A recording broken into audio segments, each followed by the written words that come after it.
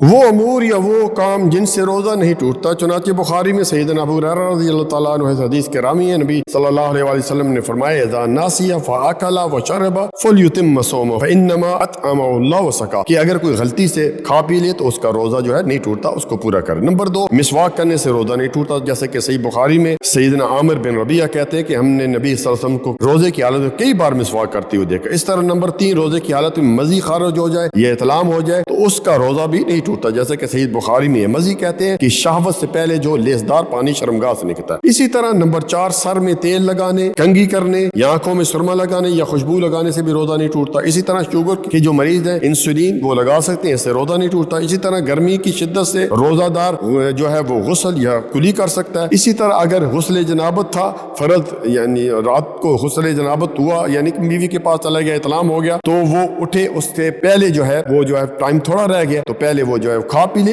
اور اس کے بعد غسل کر کے جو ہے فجر کی نماز کے لیے چلا جائے۔ جزاک اللہ خیر۔